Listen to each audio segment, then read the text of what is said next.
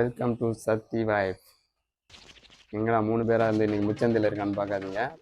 இன்றைக்கி பேட்மிண்டன் விளாட போகிறோம். பேட்மிண்டன் விளாட்ற டீம் எல்லாம் வீட்டில் இருக்காங்க. நான் ஒண்டி மட்டும் பேட்மிண்டன் விளாட போகிறேன். நான் பேட்மிண்டன் விளாட்ற அளவுக்கு அவ்வளோ பெரிய பிளேயரும் கிடையாது. சும்மா ஆள் இல்லாத குறைக்கு என்னை சேர்த்து வச்சுருக்காங்க. எப்படின்னா இந்த காசு பற்றாக்குறைக்கு போனால் விளாண்டா ஒரு 8 வெள்ளி நம்மளால் சேருமே அப்படின்னு சொல்லிட்டு அந்த இதுக்காக தான் வச்சுருக்காங்கன்னு நினைக்கிறேன். என்னெல்லாம் அதனால் விளாட போகிறேன். போயிட்டு விளாண்டு எப்படி இருக்குன்னு சொல்கிறேன். கிளம்பி போயிட்டு இருக்காங்க. நான் மட்டும்தான் இங்கே சுற்றிட்டு இருக்கேன். அங்கே ஒரு பிளேயர் கூட துணி துவைச்சிட்டு காய வச்சுட்டு இருக்காரு. அவரெல்லாம் முரட்டு பிளேயரு. இறங்கினா அப்படின்னா பொழந்துருவார். அவரெல்லாம் வராதனால இன்னைக்கு கொஞ்சம் நல்லா விளாட்லான்னு இருக்கிறேன். அப்புறம் நாங்கள் வாங்கின மெடல்லாம் காட்டலையே.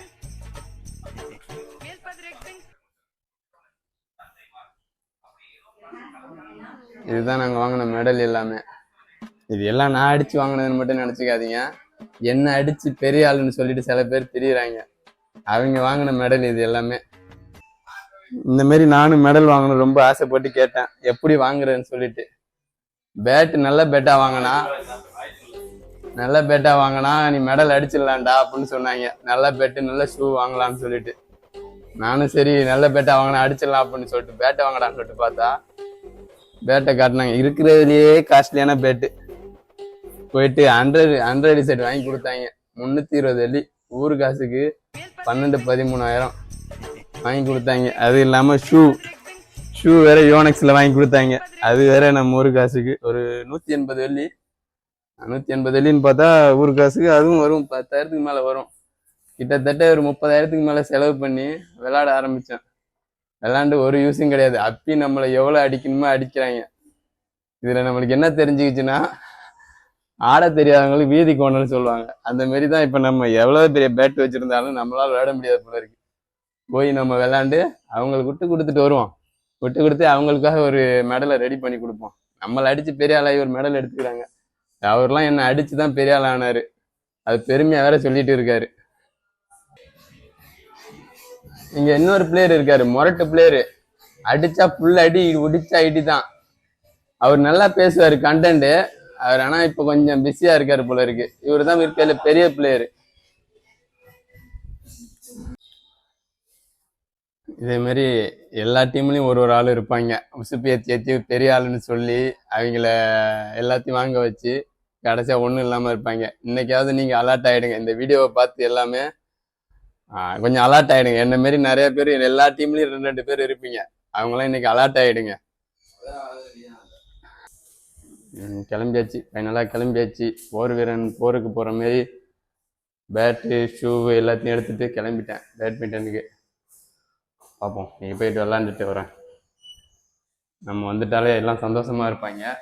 ஒரு ஆள் கிடச்சிட்டான் அப்படின்னு போயிட்டு அந்த வீடியோ எடுத்து போடுறோம் உங்களுக்கு.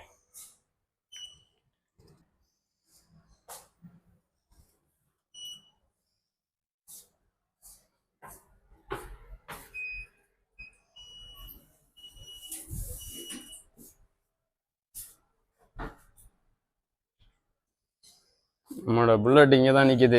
புல்லட் எடுத்துகிட்டு தான் போக போகிறோம். இங்கே நிற்கிது இந்த ப்ளூ கலர் புல்லட்டு தான் நம்மளோட புல்லட்டு.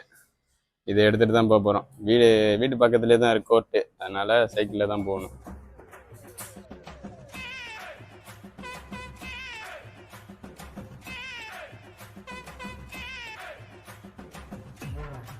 சைக்கிள் எடுத்துகிட்டு கிளம்பியாச்சு. ஒரு 2 கிலோமீட்ரு போயிட்டு தான் அந்த கோர்ட்டுக்கு போகணும். போயிட்டு விளாண்டுட்டு நான் சைக்கிளில் போகிற ஒரு ஃபீல் தான். ஊரில் பசங்களை அழைச்சிக்கிட்டு 2 பேரை அழைச்சிட்டு பின்னாடி ரெட்டை மீதி போடுறான்னு சொல்லி பறந்து போவோம். எவ்வளோ வேகமாக போகலாம்.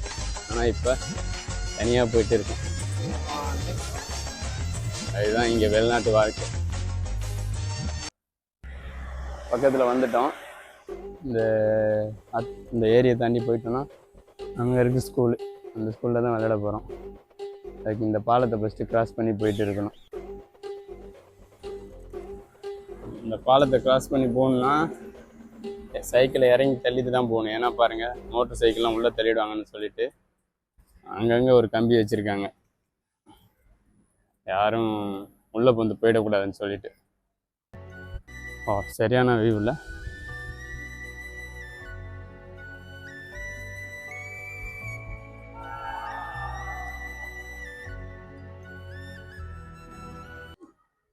அந்த ஸ்கூலில் தான் போயிட்டு விளையாட போகிறோம். அந்த ஸ்கூல்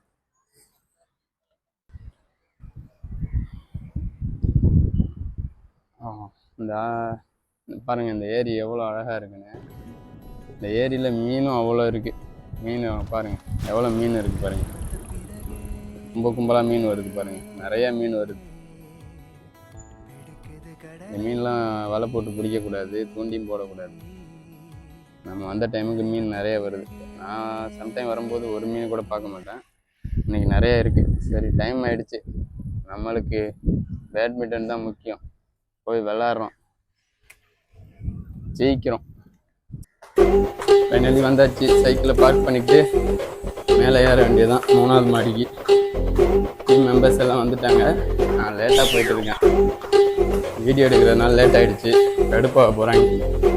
ஆள் இல்லைன்னா என்ன பண்ண போகிறாங்கன்னு தெரியல. ஆள் இருந்தால் ஓகே தான்.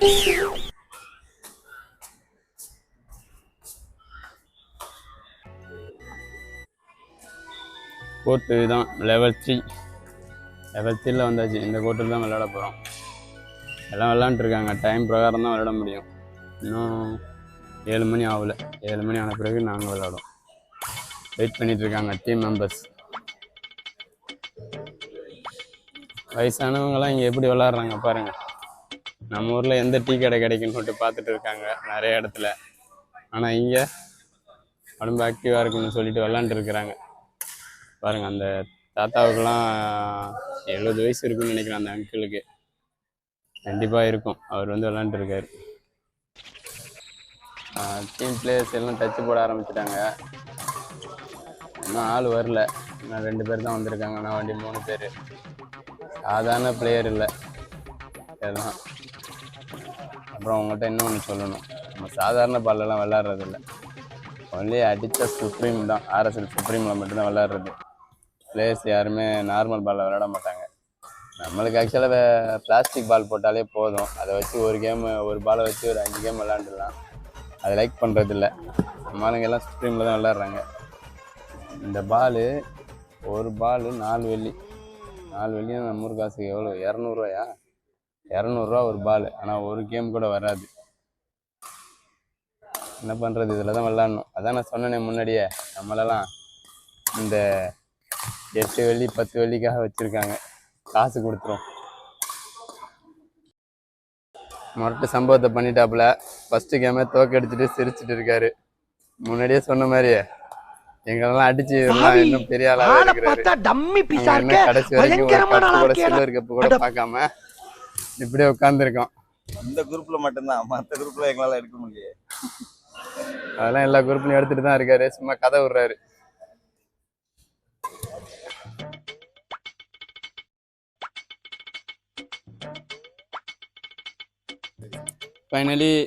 ஃபைனலி எல்லாம் விளையாண்டு முடிச்சாச்சு.